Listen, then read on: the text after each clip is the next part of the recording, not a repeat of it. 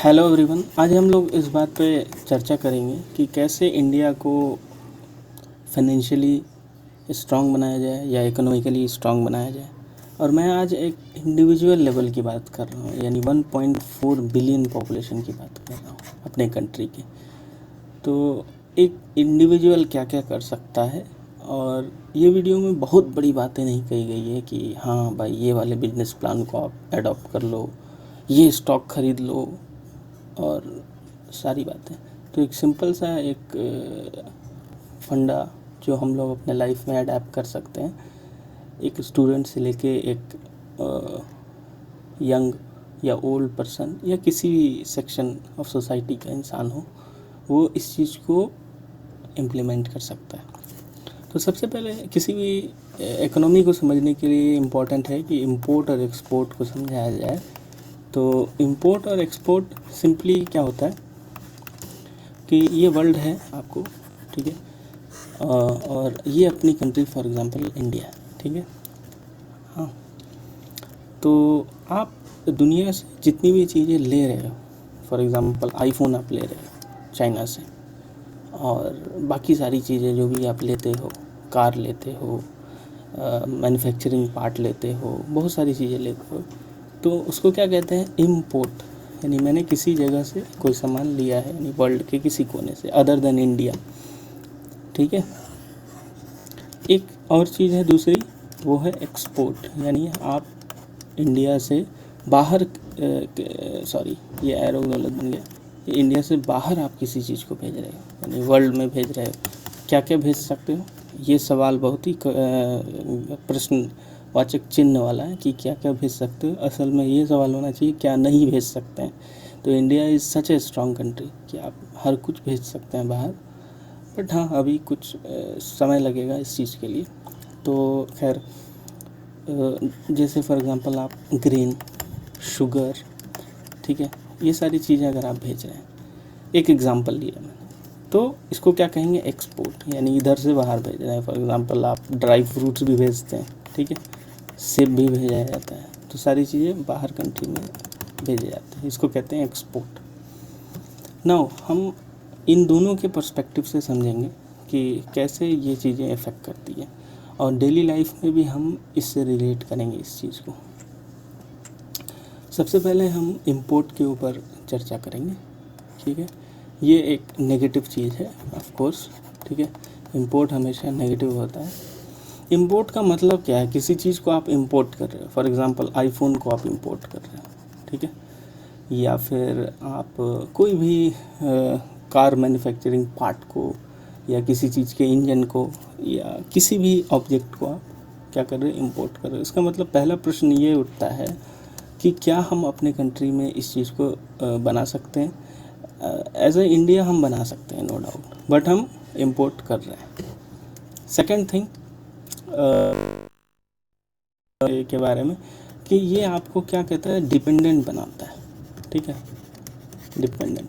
यानी आपको आईफोन चाहिए, आईफोन जैसा फ़ोन चाहिए, या इनफैक्ट यही चाहिए, तो क्या है, आप इंडिया को अगर चाहिए तो बाहर से ही मंगाएगा, यानी चाइना वाला ही लेके आएगा। बना सकते हैं हम, वो that's a different question.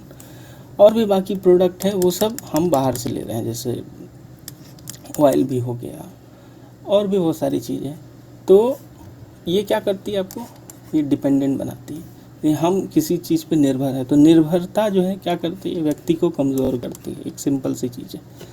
Okay, now अब एक्सपोर्ट में क्या होता है, एक्सपोर्ट कोई व्यक्ति किसी चीज़ को कोई चीज़ दे रहा है, ठीक है, तो दानी है यानी स्ट्रांग है वो, तो क्या होता है, इंडिपेंडेंट बनता है कंट्री, ठीक है, इंडिपेंडेंट बनता है कंट्री, ठीक है। इसका मतलब कि आपके अंदर वो शक्ति है कि आप उस चीज़ को खुद बना रहे हो। पहली बात तो ये है कि आप खुद मैन्युफैक्चर कर रहे हो, ये बड़ी बात है, ठीक है, और लोगों को दे रहे हो। तो जब आप लोगों को देते हो और उस चीज़ का वो आदी हो जाता है वो पर्टिकुलर कंट्री, तो आपकी पावर एग्जैक्टली बढ़ जाती है। एक सिंपल सी चीज़ है। नाउ अब हम डेली लाइफ में इस चीज़ को समझेंगे कि क्या होता है इंपोर्ट एक्सपोर्ट, और इस चीज़ को हम कैसे इम्प्रूव करें कि ज़्यादा से ज़्यादा हम एक्सपोर्ट कर सकें। मैं एक एग्ज़ाम्पल देता हूँ कि क्लास में अगर कोई असाइनमेंट दिया जाता है, ठीक है, तो दैट पर्टिकुलर असाइनमेंट अगर 30 बच्चों की क्लास है तो उसमें जनरली 3 बच्चे खुद से करते हैं वो काम, और बाकी जो 27 है वो क्या बोलते हैं, ला भाई सुरेश, ला भाई राजू, बाकी लोग उसका कॉपी कर लेते हैं सेम टू सेम। मैं खुद ही प्रोफेसर लोग के साथ काफ़ी रहा हूँ, तो उनके कॉपी वगैरह या फिर वो डिस्कस करते हैं कि ये असाइनमेंट ऐसे ही रहते हैं लोगों का एकदम।